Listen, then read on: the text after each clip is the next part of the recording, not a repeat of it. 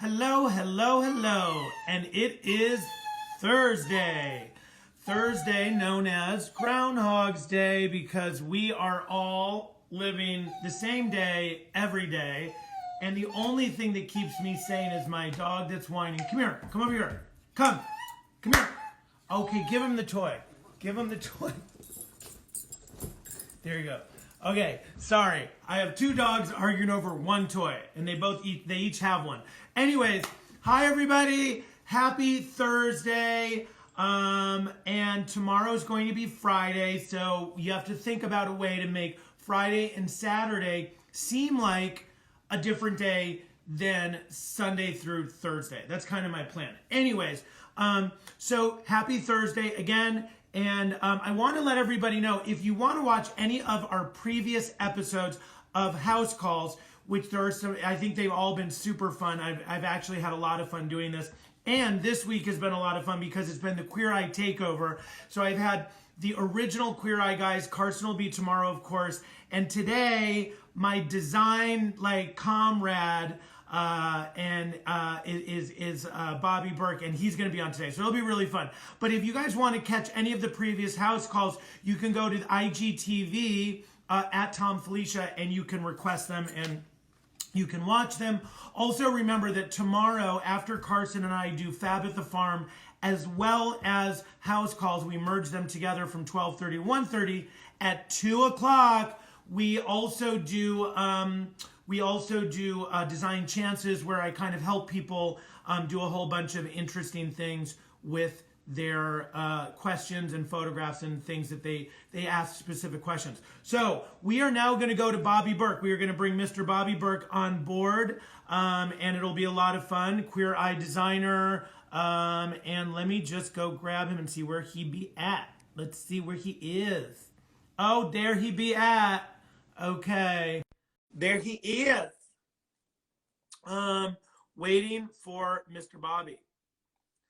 And this is going to be fun because we're going to commiserate about how we always had to do the most work.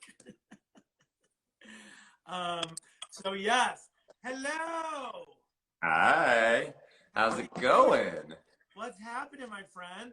How are you? Oh, not too much. Just hanging, trying to get my earpods to work, but they're not. They have just been giving me a fit. They've been getting too much of a workout lately. You live in the dream, live in the quarantine dream. Oh yeah. How are you? I'm good. Just hanging in there. We've been in Austin. Well, some of us have been in Austin this whole time, but I'm actually going back to LA tomorrow. I was gonna wait it all out here, but I think it might be a little longer than we originally planned. You're in Austin right now. You're there. That's where you and Dewey are together. Dewey just left to go back to LA yesterday morning because he had some emergency patients to take care of in LA. And then I'm leaving tomorrow morning to go back. Got it. I love Austin, by the way. Oh, me too. It's been. Have you ever been to Nashville? Have you ever been? I haven't been to Nashville yet. You are going to. No. I've been to Memphis years ago when I was younger, but not to Nashville. Oh my God, you are gonna love Nashville. If you love Austin and I love Austin, you're gonna also love Nashville. They have it's interesting. They're cool. I love them. I was only here a week before things got shut down, so I didn't get to really experience that much of Austin. But from what I can tell, I really like it. Yeah. It's a cool town, and it's fun to go out on the water, on the boats, and do all of that.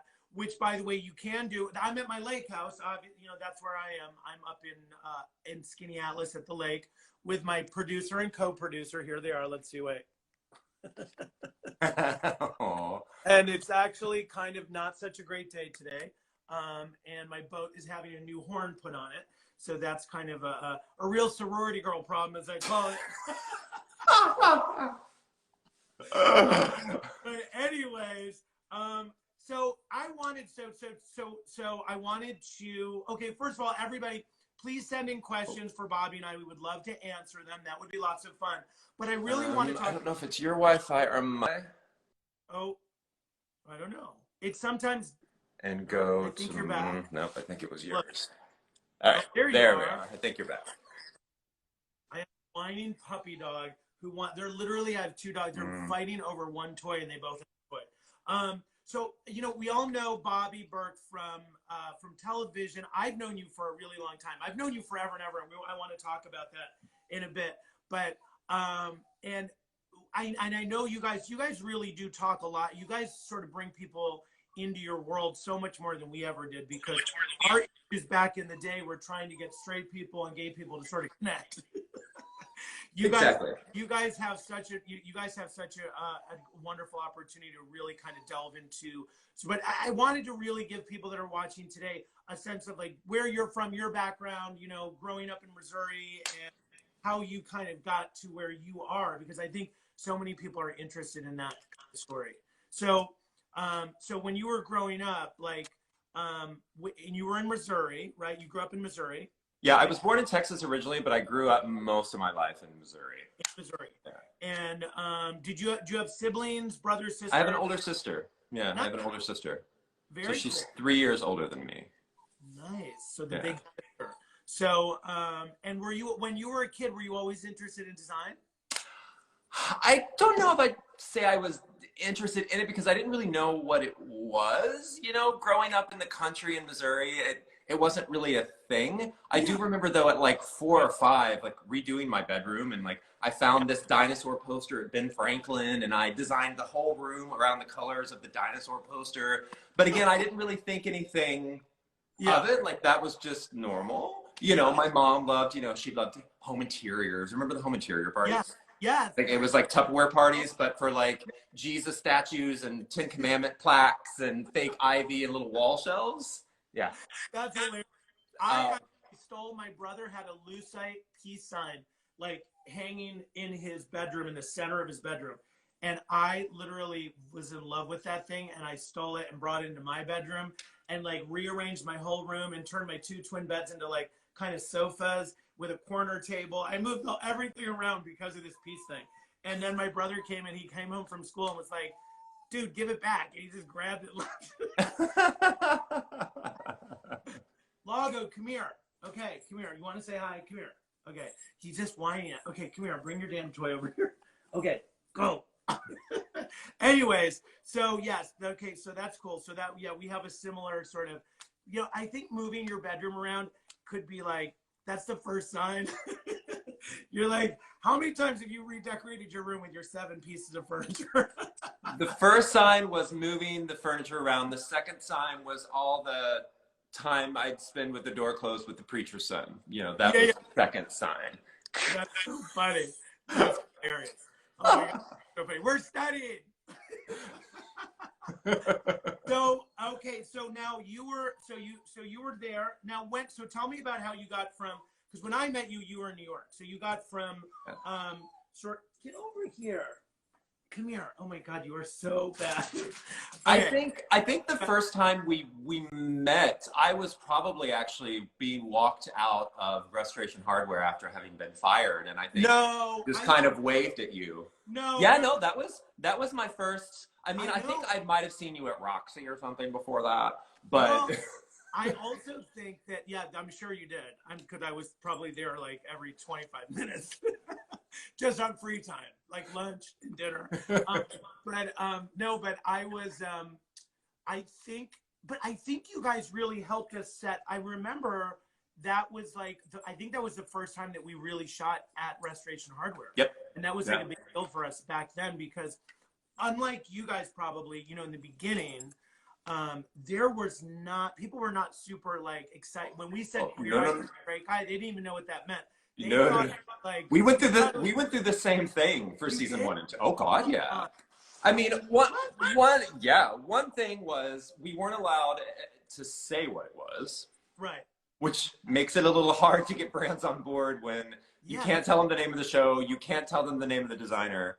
But even after that, even when we started kind of breaking that rule, people were like, why is this show coming back? Like, it doesn't make sense. It doesn't make sense for this time. So no, we don't want any part of it. The only way that we were actually able to get some great brand partners, like our partners at Williams Sonoma Group, was I'm good friends with all their marketing and PR people. Like these were all relationships that I leveraged.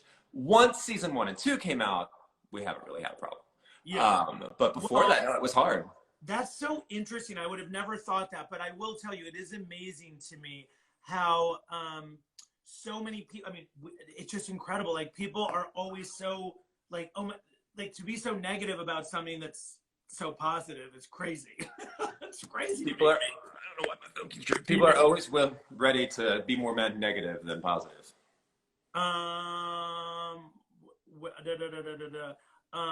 So we get viewer questions. We've seen Bobby working on Instagram. What's the name of his trainer? Oh, you've been working out on Instagram. What's the name of your trainer? Sorry, I don't like my lighting over there. I'm gonna move for you guys so I have better lighting. It's driving me nuts.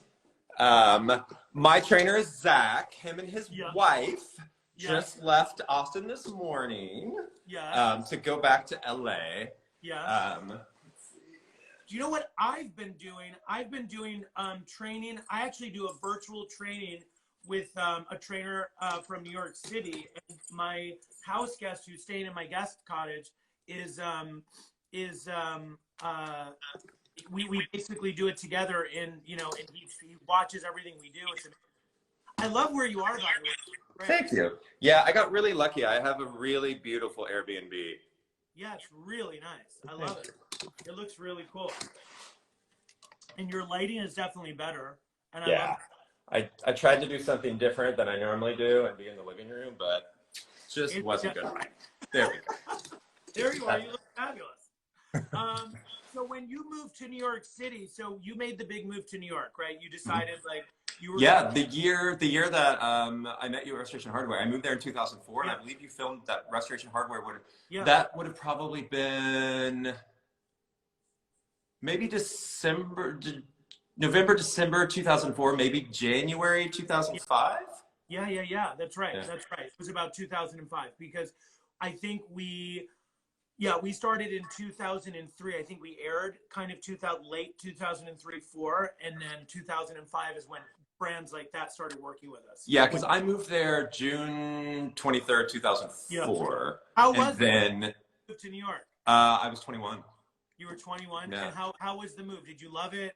What did you like? Was that? Oh, I did. Yeah, no, I moved there from Denver, and I knew it was somewhere I needed to be. So I moved there with no job and like $100 in my pocket. And that's amazing. Yeah. I remember my first job was Restoration Hardware. I was there for 3 months before I could find a job. I thought I'd go there and just get a job as a server, but apparently in New York City, you need New York City experience as a server to get a job there. I'm like, I never in a million years imagined that.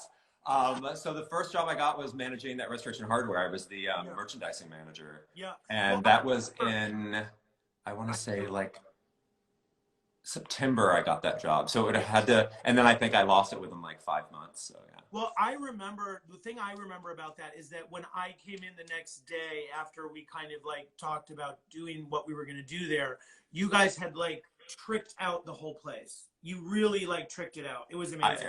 I was there until 1, 2 o'clock in the morning that night, making the store perfect. Yeah, you guys totally tricked it out. It was really awesome. And I have to say, and I'm sure you know this, like whenever anyone does that, you're just like, oh my God, this is so awesome, because it really does make shooting so much easier, and it makes it makes it a little bit more eye candy for the camera. Yeah.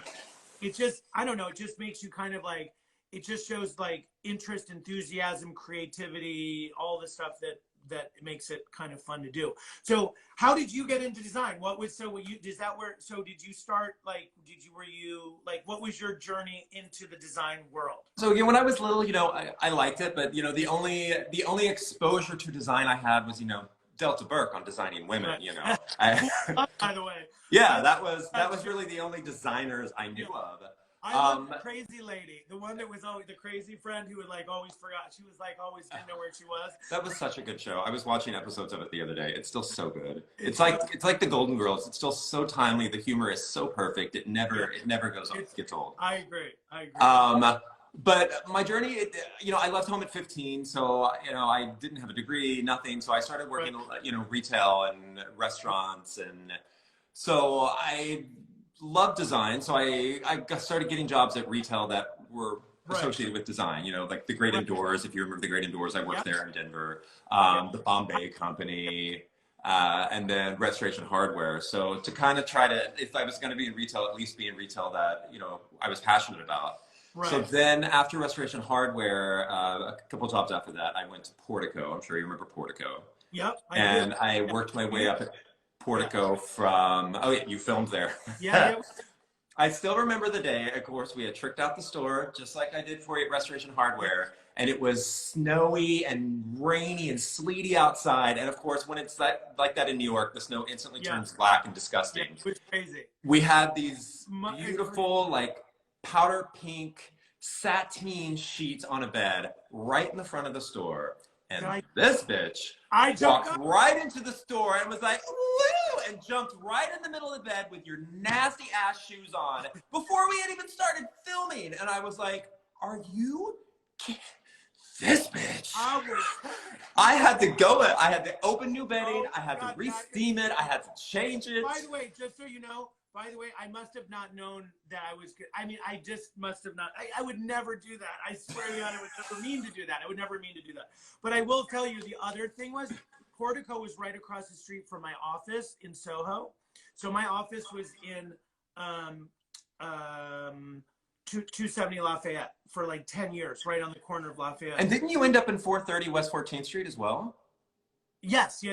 You know, that's where I had my, God, we have been literally here across the street and across the hall from each other for decades. Isn't that so crazy? But also, I feel like I've known you through High Point and also through the city, and just obviously and through this. But it's interesting. I was saying I was introducing you as my Queer Eye comrade because I'm like, it is so interesting that, like, I always am like telling everyone, people always like, what was it like when you were shooting Queer Eye? I was like, well, I loved it. It was so much fun. We had the best time. It was, such a great experience.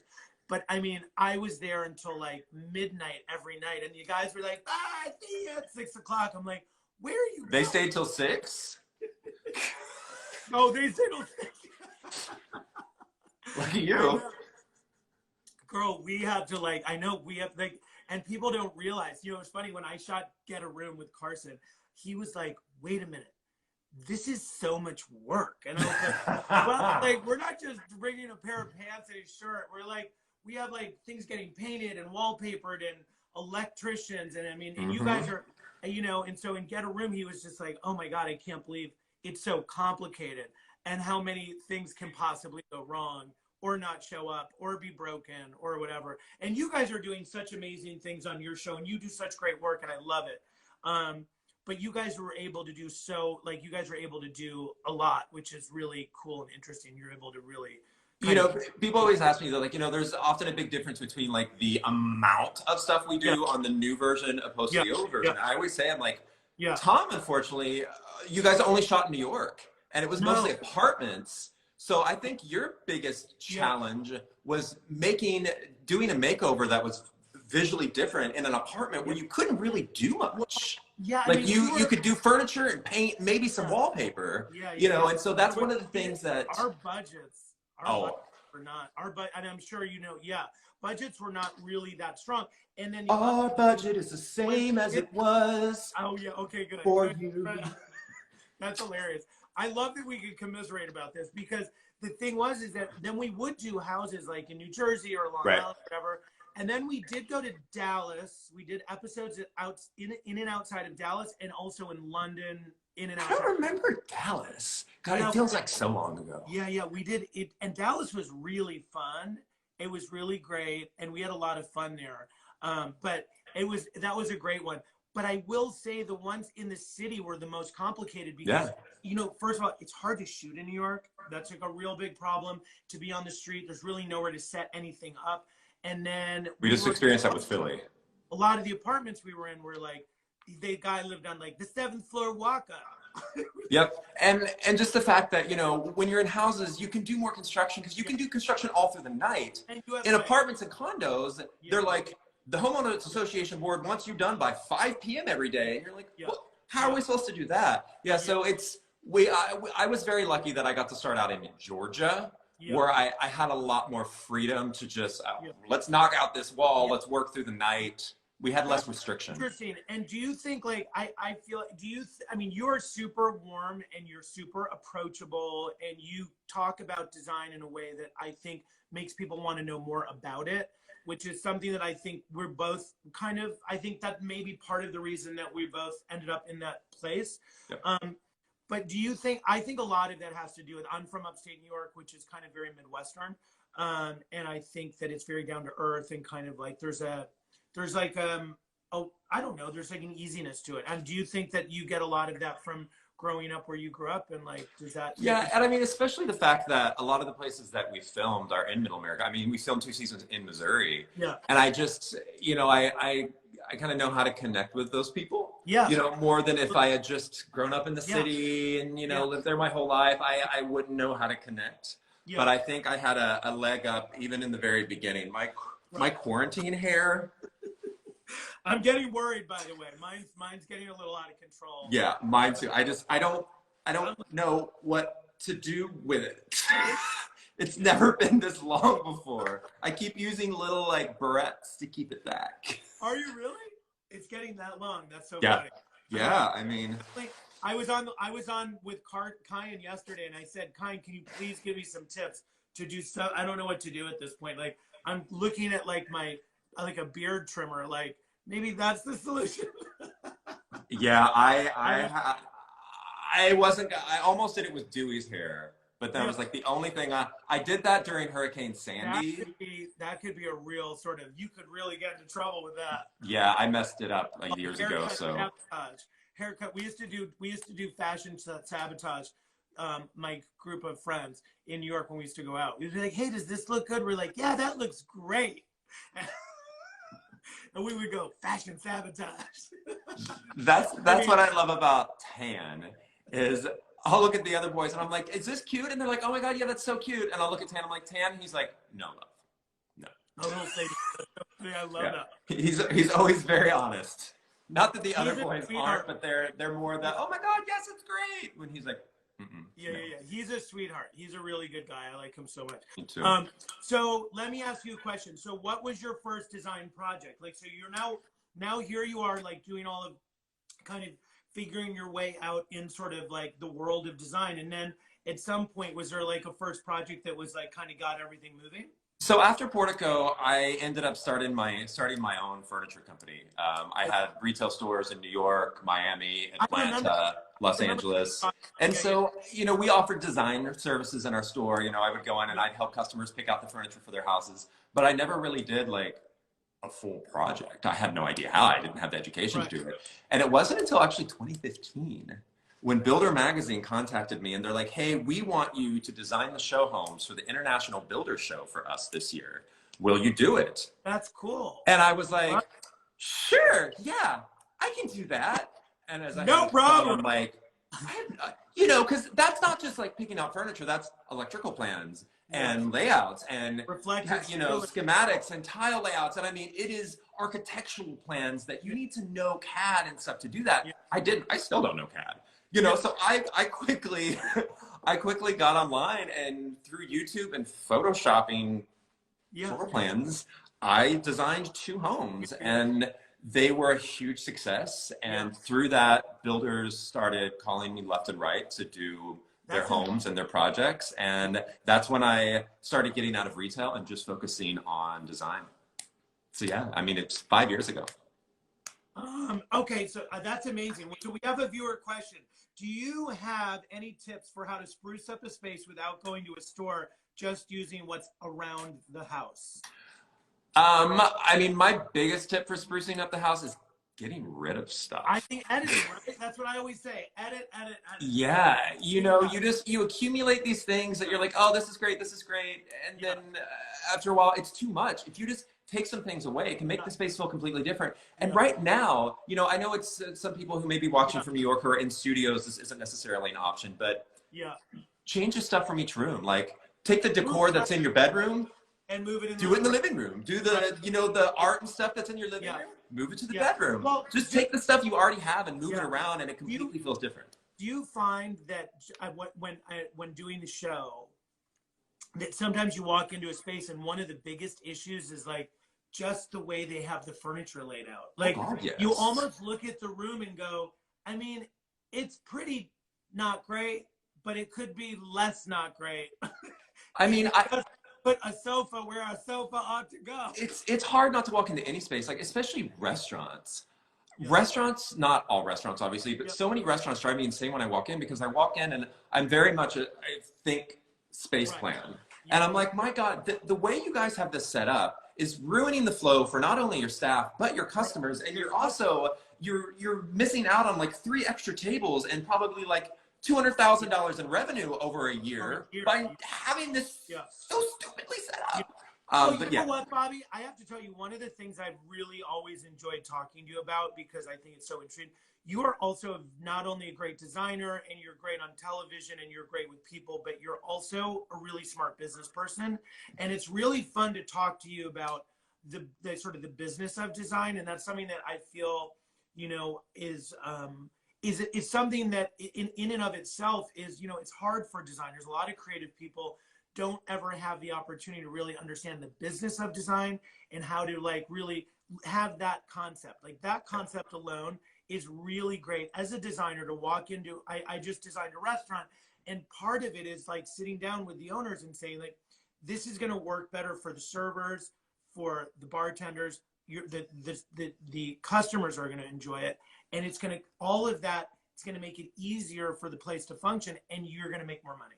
You know, and so I think that's really a lot of that is being a good business person. And you and I have talked about that. And I think that that's really refreshing to me, because I feel like that's the conversation I think very often that's missing in design school, in, you know, in just sort of getting people, creative people have to realize there's a creative business. Yeah, and a lot of times I find that, I mean, to be frank, a lot of designers can be quite selfish. With their designs. Like their design is just about how it's going to look and how it's going to look in a magazine and what it's going to do for them. And it's not about the client. It's not, you know, whether that be a residential project or a hospitality commercial project. You know, people always ask me, you know, they're like, oh, what are you inspired by, you know, a Queer Eye for Design? I'm like, I'm inspired by the hero. Because they're the ones that are going to live in it. It's not about me. I'm not going to live in it. I don't have to come home to that every day. They do. And, you know, sometimes people will be like, oh, well, you use gray on walls a lot. I'm like, yeah, I do. I'm not going to switch up the colors just for you, the viewers. I'm going to use a color that I know the hero is going to like. And it's not going to, I want the hero to really feel like it's their home. Right, I agree. And I think part of being a really good designer, especially when you're dealing with something like, you're really telling a story in television, and you are in real life as well, but I think that it has to be, people have to feel connected emotionally to their space. So you can't just give them something that's like eye candy, because they'll be like, oh, it's pretty, but I mean, I'm like, I can't see myself living here. This isn't my thing. So it's really about finding what is sort of typifies that person or those people or that family or that brand, and giving that and taking it to the next level. But something that's like familiar to them, but also takes them a little bit outside of, to a place where they're excited to go and they're like never thought they would be, which I think is what you do. And I think that's kind of what I think that was sort of the beginning of. That's what's great about the show, and even in its original show, and now it still is really much about that, the hero being the straight guy, being the you know, when we called it the straight guy, and you guys call it the hero now, but that person being the star of the show. And I think that, you know, you play to that, and I think that's really good. Yeah, a lot of times people are like, oh, we don't see enough of your process, blah, blah, blah, blah, blah. I'm like, it's not a design show. You know, it really is, it's a self-help show where we use design, fashion, food to trick them into opening up and changing their lives. So that's why you don't get to see a lot of the process, because at the end of the day, it's not about my designs. It's about how the designs affect our hero. And how they translate to the person or the people that need to be there. Let me ask a question. How would you describe your style, like your aesthetic? Do you have like a... My aesthetic is definitely very minimal. Clean, modern but warm. I would say clean and modern, and very sort of timely and warm and approachable, friendly, like stylish, cool, livable, modern. I love it. Yeah, you have a very good aesthetic, which I like. And it also is really great. I also think that you know, for what you do in television and what you have to also keep things in a way that the camera can actually see them. You know, sometimes it gets, you know, a lot of really interesting things can get very cluttered, and you know, you have to really know, you learn what the camera sees and what it doesn't. Yeah, I mean, to be honest, I put way more into the homes on Queer Eye than I ever would a real home. Yeah, right. Because, you know, you step into a room and you're like, this is perfect. And then, of course, one of the boys ends up having the most amazing conversation with the hero right in front of an area on the wall that looks completely blank, when then it looks like the room is completely empty. So I find that I have to put more things on walls to think about where the shots are going to end up. Right. If, you know, because the boys, they're thinking about the conversation. They're not necessarily thinking about what's going on behind the design like we would when we're doing our shots. Like, I'm always making sure that I'm setting myself up to where that room's going to look as pretty as possible. Yeah. So I always have to think about where is that camera person probably going to have to end up because of space, and what's that angle going to look like, and how do I make sure that corner on camera looks good, even if in person it might look a little too much. Yeah, no, I agree with you. It's so funny when you start to really see through the camera, you know, it's funny. I mean, after working in television for so long, with whether it was Queer Eye or Dress My Nest, or I did Tacky House for a while, and then and now Get a Room and some stuff with HGTV, you just start, like, in the conversation when you're thinking about it, you're like, you know, you kind of see it through the camera. It's a funny thing. It's like, it's kind of great, because it makes it a lot easier to kind of sort of make things happen. Let me ask you a question. How did Queer Eye find you? What was the process? I don't know if that's something you've talked about a lot, but. So my publicist, Courtney, you know Courtney, had heard that they were bringing the show back. Yeah. And so I'm not sure exactly who she reached out to. I think somebody at ITV. And she put my name in the hat. And so I did a Skype interview, or a Skype audition, which I thought went horrible. I had set up, you know. I thought mine went horrible as well. I set up a cute little space in my loft to make sure it looked so awesome. And then 10 minutes before, the power went out in our building. Yeah. Construction or something. And so there was no internet. Yeah. So I was like, so I jumped in my car as fast as I could. Luckily, my office was only a mile away in downtown LA. I run up to the office. I'm like all hot and sweaty and disheveled. And then, like, the wall behind me in my office was black. So, I mean, it was not flattering at all to my pasty skin. And it just, I thought it went awful. I'm like, this is not going to happen. I'm never going to hear from them again. But then I did. I was actually in Palm Springs. I was designing the social house for Modernism Week for Sony. Oh, right. Yeah. That's awesome. Oh, I think it's rebooting again. There you are. No. Siri thought I was talking to her, and she's being. That's so funny. You were Modernism Week. Yeah, I was in Modernism Week, and I found out that they wanted me to come back and, like, shoot. And this was like a month later. Or no. I'm sorry. This was like 2 weeks later. They are like, we want you to come next week for actual in-person auditions. We've narrowed it down from like 3,000 people to 40. Right.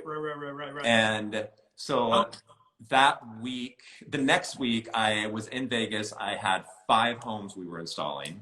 Then I went directly from Vegas to Palm Springs to finish the launch of the show home for Modernism Week, and then do the launch party. And then I had to go back to Vegas the next day for a meeting. So between all that of no sleep, I actually got super sick. And the night before, I was trying to fly back from Vegas, and the plane never took off. Long story short, apparently somebody tweeted a terrorist threat against it. We ended up on the runway for 6 hours. Had to drive home from Vegas to LA through the night to get back to LA in time. I don't know if you've ever seen that photo of me in the bright blue suit and the orange shirt. Yeah. So as you know, like, that's not me. Like, I don't wear colorful stuff. That just happened to be a photo shoot where my assistant was like, I want you to wear this. This is so cute. That's the photo that Scout and Netflix saw of me. And they're like, we want that colorful guy. And so they told me, they're like, make sure you wear something colorful. I didn't own anything colorful. That was a Ted Baker suit that was on loan from Ted Baker. And so I went directly from driving all night to get back from Vegas to then trying to run around LA trying to find colorful clothing. And it wasn't that time of year. There was no colorful, so then I went directly from shopping all day, getting stuff altered, to then the first night was a cocktail event with all the potential cast and like Netflix, ITV, and Scout executives. And then the next day was kind of like speed dating. They had 3 tables set up, you know, like one table had David Collins, one table had Michael Williams, one had Rob, and then they did the same thing. It's so funny. We've literally lived, I mean, it's like so parallel, it's crazy. And then we, I think I sat around for like 12 hours to do 10 minutes of, because design happened to be the last category to go. And there was, you know, anywhere from 5 to 7 people per category. I think same with us. And then they had to do culture over again. So that then happened. But and then, so they're like, all right, we'll let you know. We'll call you back. And again, I'm still sick. I'm chugging Sudafed and Dayquil. And I didn't hear back until 12:30 that night. David Collins finally called me. And then and I was actually supposed to be going to Spain the next morning. Porcelanosa was flying me to Spain. And I was like, you know what, screw this. By the way, I was supposed to be on that trip. No way. I was supposed to be on the trip with Porcelanosa to go to Spain and do the tour. Yeah. Right, that whole thing. I was supposed to go. I couldn't go last minute because I had to go to Montana or something. But so I was packing my bags to go to Spain the next morning, and David finally called me, and he's like, you know, we want you to come back. We love you. And then right as he hangs up, he goes, not to ruin anything, but just so you know, you're our first choice. And I was like, oh my God. And that's actually the one and only time like I freaked out. I was like, oh my God, this is crazy. But then the next morning I get there and all the categories had been whittled down to like 2 people. And you were except design. Everybody in design was there except for like 1 person. And I'm like, wait a second. You told me I was your first choice. Did you just tell everyone that? And so then I was like really in my head. I was like, all right, well, this is bullshit. I'm not getting this. And I think that was the thing the whole time. Producers are they can come up with some clever ways. But, you know, throughout the whole thing, I never in a million years thought I would get it. And I think, honestly, that's one of the reasons maybe why I got it. There were so many people that were in there that were very like, I've got this. This is mine, you know? And I was just like, I'm just here to make friends, you know? I'm never going to get this. So let me ask you a question. Season 1, right? So now you're in front of the camera. What was that like? Were you like, I was terrified the first season. I was like, I mean, I had done some TV work before. I had done some stuff with HGTV. Yeah. I can't, maybe like for the first 5 minutes, yeah. I might have been. Yeah, but now I can't say there really was. Like, the boys and I became so close so quickly that we were just really, we were this team, and it didn't, the camera really didn't bother me. It still doesn't. Yeah, I know the camera, not at all now. But I forget that it's there. That first season for me, I was terrified. And then on top of being a little bit like freaked out by the camera, there was this thing I used to do where they used to go, okay, Thom, walk around your pool. And I had this imaginary pool that I would walk around to kind of calm down before I would do like any kind of like OTF or anything like that. But then it was also having the room come together, get the product. Because half the time they were like, yeah, the truck tipped over on the highway and everything fell out. I'm like, what? And the funny thing is, like, that's not even an exaggeration. Yeah, no, it's not even an exaggeration, right? It's so funny. I mean, it's kind of crazy. I mean, definitely in the beginning, I was nervous about how things were going to come together, how my vision and how, because, you know, again, before I was a brand, like, yeah. I had no desire to be on TV. I didn't have a desire to be a celebrity. Like, I was a brand. So my nerves were, how is my brand being perceived? Right. You know, how am I not representing myself as a good designer? Well, I will tell you. So for me, I mean, as you know, I had, at that point, I had probably like 10 or 12, probably 12 designers working with me in my office. And we were doing mostly residential projects, maybe 1 or 2 commercial. But so I was really worried about it affecting that business. And I was also terrified of what people in the industry would think, you know, because when I was asking people, they were like, this sounds like, I don't think you should do television. Oh my God, this is a crazy thing, blah, blah, blah. And I'm glad I didn't listen to that, but it was always in the back of my mind. I was terrified of business, you know, it affecting my business in a negative way, or it just affecting me in a negative way within the industry, because I was like, you know, you have that fear, I'm sure. And the idea of being a brand or having, you know, a store or, you know, it's all of that. I had been approached to do multiple different shows before this. BBC America wanted to do a reality show about my life and my business and stores. Bravo had talked to me about doing things, and I always said no because I actually had a friend who was in fashion that did, I think it was called The Fashion Show, wasn't it, with Isaac Mizrahi and Iman on Bravo when Project Runway went to wherever it went. And he was he's one of those people that's very catty and bitchy, but in a fun, like loving way. Like he's just always that one cracking that joke. Yeah. And he would say things like, bitch, you send the same shit down the runway every week, but I love it. Well, they would edit out the, but I love it. And they ended up making him kind of the villain of the season, even though he's not at all. He's like this loving, wonderful, funny person. And he went from having 4 very successful fashion stores before the show to them all closing because customers were like, oh, this guy is an asshole. I'm not shopping from him. People would literally walk into your store in Nolita and be like, oh, that's that asshole from Bravo. Let's go.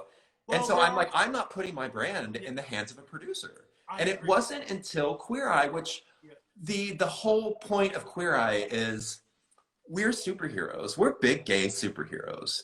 And so, you know, it would completely go against the show. Like our show is not about manufactured drama and like making anyone look bad. Our show is about bringing out the best in people. And that was your version of the show. That's our version of the show. It's about bringing out the best in people. So I was comfortable putting my brand in the hands of Scout and ITV and Netflix because I knew like we were all out for one thing, and that was to make the world a better place and to make every one of, you know, the Fab Five and our heroes always look their best. Well, I totally agree with you. We always called it a make better, not a make better. It was about making people a better version of what they were, what they wanted to be, where they wanted to go, and helping them on that journey. So it was always very awkward for me to watch these shows or to even see these shows that are about sort of breaking everybody down and making it kind of like not really about, I don't know, just not about having fun in a positive way. It was about kind of being sort of miserable in a negative way. I don't really get it.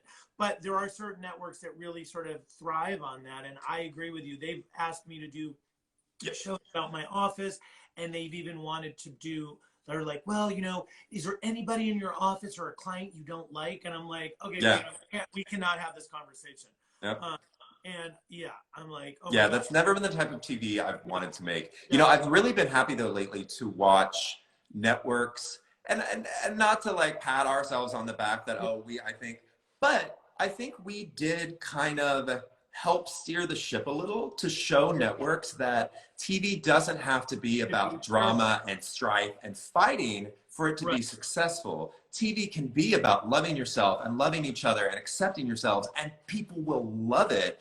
And especially in this day and age, people are craving it. So there's been a lot of shows recently that have been popping up that I've been reading in the news. They're like, oh, you know, this is a total knockoff of Queer Eye. I'm like, good. Because when you say it's a knockoff of Queer Eye, you're referencing the fact that the show is about loving yourself and accepting yourself and making the world a better place. That we didn't patent that. We didn't create that. We just kind of reminded people that it's a good thing. It's a good thing, right? Exactly. And that was always the thing for us, was that we were having fun and it was positive message, and it was, you know, it was that was the whole concept. Do you have a favorite memory from Queer Eye? Something ridiculous or like, you know, something that was like kind of wacky or fun? The funny thing is, the sad thing, I don't remember. So it's funny that very first dinner that we had. I the white wine spritzer at like 1 o'clock, and I can probably conjure up a few, but yeah, there are. We always, you know, I think when we traveled, it was always like we went to Manila as a group, we went to London as a group, we went to Dallas as a group. We'd go to LA all the time for, you know, whatever, the Tonight Show or this or that or whatever. And we were always there. So whenever we were traveling, it was great because we were all staying in hotels together and we kind of did everything together. Whereas when we were in New York City, we would work all day together and then we had lives. So we had to like go home and like see our dogs and like our boyfriends or, you know, like our friends or whatever. And it was, you know, we kind of had to do that. And then when we were traveling, it was like an away game. I used to call them away games. See, one thing that Ted kept saying the other day when we were all out to dinner was he's like, you know, one of the things that I forgot exactly how I worded it, but he's like, I really just wish that we had social media back when we were doing it like you guys do now, because it would have been such a different game for us, but it would have been a different game in many different ways. So where you're like, when we would travel, we would all get to go out together and have them. We don't get to do that. Like, it's hard enough going out as an individual now. Right. When you put all 5 of us out together, like we literally, police had to be called in Australia because a huge crowd overran a restaurant we were in. Their university was down the street and they were in the middle of finals. And it was early in the game, and one of us made the mistake of Insta-storying us eating lunch, and people realized where we were and just completely flooded the restaurant. So social media, it's good and bad. Well, the thing is that we experienced that as well when, you know, we were, especially when we were traveling, because people figured out where we were in a hotel. But I always say to Ted when he says that, I'm like, I am not in prison because there wasn't Instagram. I mean, we were out every night having the most fun ever. And I was, you know, we were just like out and having a good time. So, I think looking back on it, we would have had to, there would have been a lot more, we would have had to really just kind of rein it in a lot, just in terms of, I think it wouldn't have played very well. Yeah, the thing with, like, the thing when you guys were on is, when you weren't on camera, you weren't on camera. You weren't in the public eye, you know, unless you were out and there was paparazzi. Right. But with us in this day and age, we are always, unless we are in our homes with our curtains pulled, we are always on camera. There's always somebody with their phone. Well, we also even have cameras that are like, I'm in my house. This is what I'm always on this. And like, and I'm not even that much, for me, this is like, it's not something that I'm so like, I'm not a huge social media person, but I really, for one of the reasons I decided to do this during this moment was that I wanted to really bring the design community together and have a conversation about how everyone is doing, what they're doing, how they got to where they are, because I think people have always wanted to know this, and we have a moment to actually have a conversation and really kind of unite.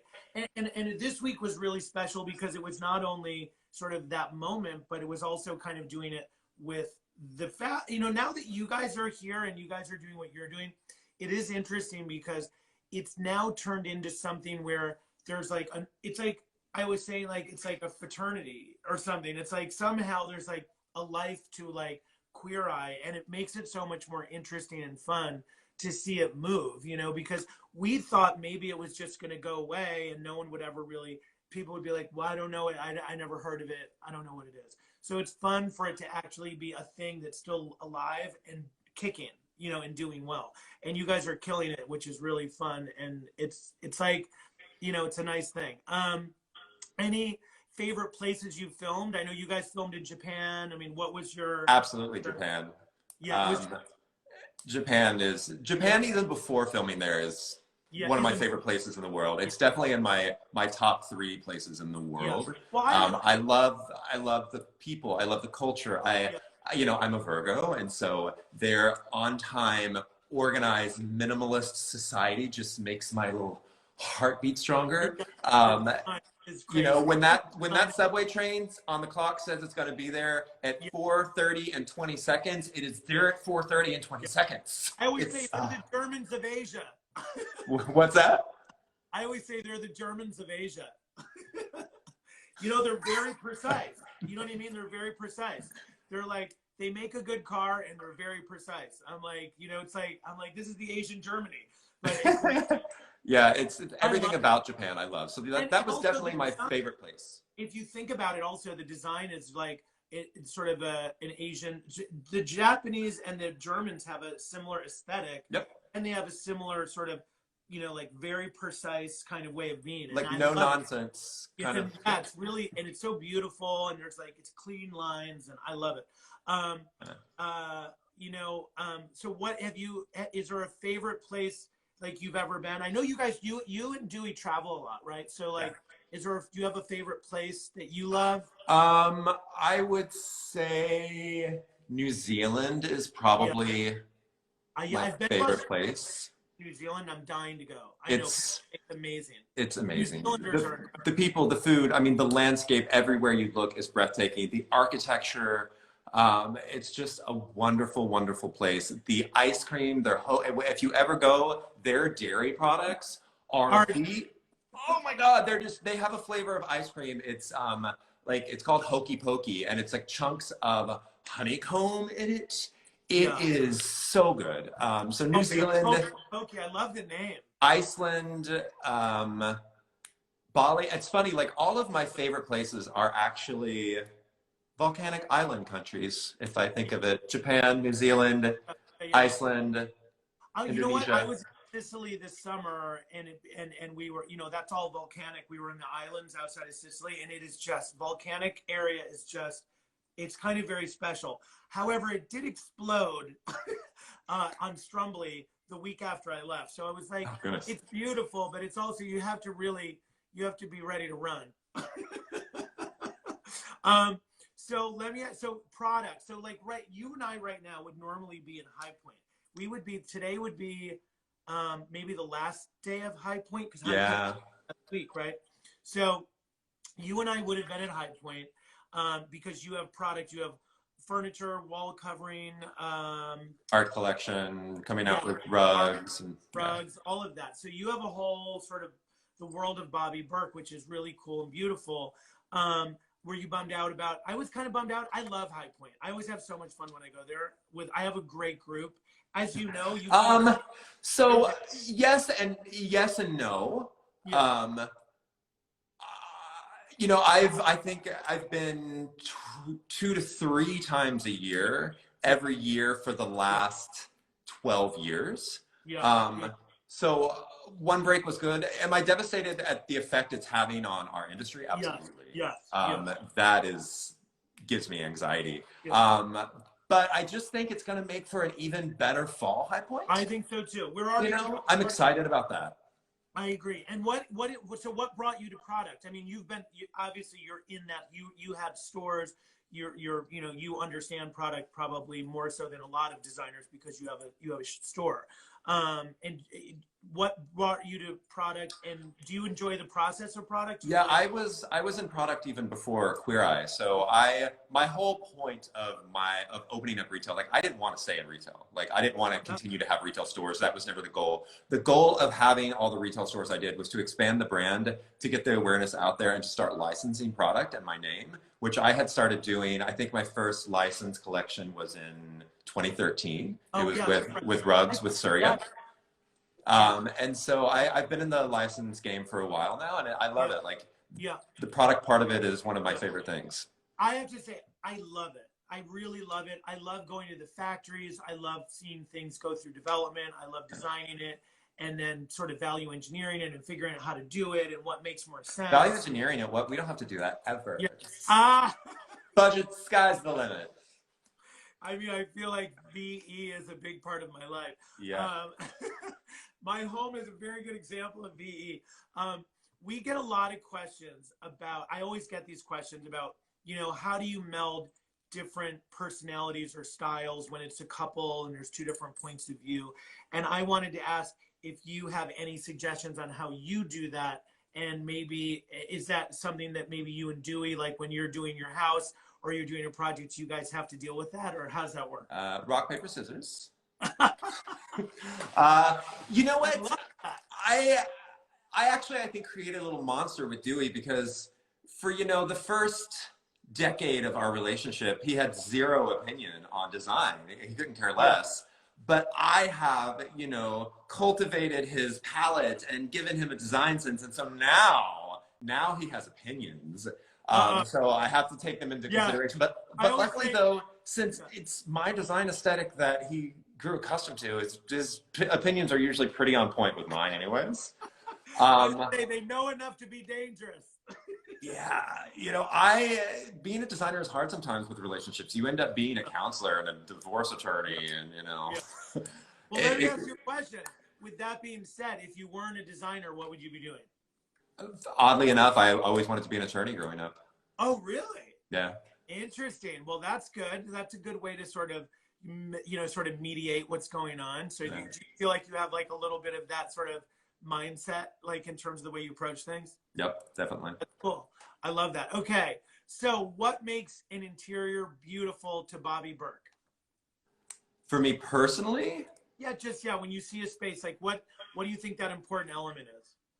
for me, it's minimalism. It's clean lines. It's Yeah. funny, like when I look even at like architecture, I find that the buildings that appeal to me the most are buildings with very strong horizontal lines. So down the street from your building in Miami, the Midtown buildings. Yeah. So Midtown 2, the one with the very Yeah. I Love love that it. building. It's just there's something about very strong horizontal lines that I find very beautiful. That's cool. Yeah, Well, it appeals to me. we actually have a viewer question that said, if money were no option, what style house would you live in and where would you live? That's a good one. So I would definitely used to say that a super modern, minimal, like right now my home in LA it's a concrete house. It's concrete and glass and like oak wood. But it's the value engineered version of what I would actually want to do. It's not poured concrete, it's stucco concrete. But I would used to say that my dream home would be a very expensive, super modern home. Like I forget his name. I think his name actually might be Tom, one of the founders of Pandora. His home, it's this beautiful modern home outside of San Francisco. It's glass and concrete, but some warm woods that just because I don't like it too cold. So well, that I have to say, I love having the ability in New York. It's very, a lot of people have to escape the city. So my house at the lake is an old house, built in 1917 that I renovated and modernized, within reason, to keep it still feeling like a lake house. But my city, my condo in the city is very, it's very modern. It's big glass, floor to ceiling windows, and I love that. I love that sort of. Actually, it's in El Decor this month, nice. The April issue. Yeah, so that was kind of cool. So I have another question. This is going to be my last question for you because I've taken it. They're going to kick us off soon. Your whole day, and you're awesome to do this. Is there a career goal you still want to achieve? Yeah. Oh God, yes. I mean, I'm already creating and developing my own shows, not just for myself, but for other talent. I definitely have very much a producer, executive producer, production company mindset. I don't just want to be talent. I'll continue being on TV, but I want to make TV. Kind of think like Martha Stewart, Omni Media with less jail time and more production company. Jail time, right? Yeah. How about cooking? Do you cook? I do, yeah. If you go to bobbyberk.com, we have tons of lifestyle, not just design, but food, fitness, fashion, health, wellness. Well, that's awesome. Well, I have to say, Bobby, I want to thank you so much for being part of House Calls. You're amazing. I love you as a person. I'm super proud that you are doing such an amazing job because I love that you're taking Queer Eye. You guys are all taking Queer Eye to the next level. And I love that you're just such a great, wonderful person. And I'm so happy that, and I can see everyone knows that by what they're writing. So thank you. You're an amazing guy. I'm thrilled. I'm so happy to know you. And I want to thank everyone for joining us today on House Calls. It's been a lot of fun. Bye. Thank you, Tom. Bye, everybody. Thank you. Mwah. Love you. Love you. Bye. Bye, bye everybody. Remember, tomorrow, Carson and I are 1:30 to 12:30 to 1:30, and then with Fab from the Farm and House Calls, and then I'll be doing design chances from 1:30 to 2 o'clock, and you can send images and questions in to media@thomfilicia.com. Thanks, everybody. Bobby Berk is a great guy. We had so much fun. Have a great, I guess, Thursday night. Try to make it different. Groundhog Day. Here we go.